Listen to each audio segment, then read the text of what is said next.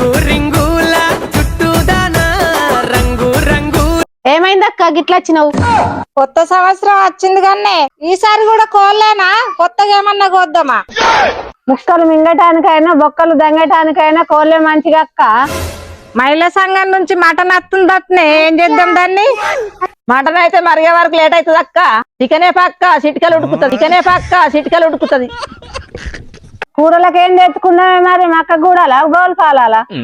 పాలాలైతే పసు ఉండదు, గుడాలే గోలిద్దాం. ఈ 31st కు కంచుడు అంచులు రాలాలే, కంచుడు అంచులు రాలాలే. ఊంచుకుంటేనే ఊరిల్లు ఊడుతున్నాయి, దావత్ అంటేనే దడుచుకోవాలి. మంచికి ఎంత వేసుకున్నామే మరి? మంచికి 100 వేసుకుందాం తీయగా.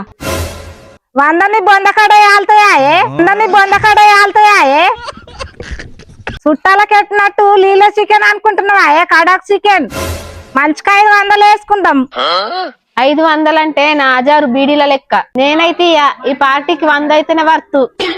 మాటలు కోటలు దాటుతున్నాయి గాని పైసలు చేతులు దాటాయే.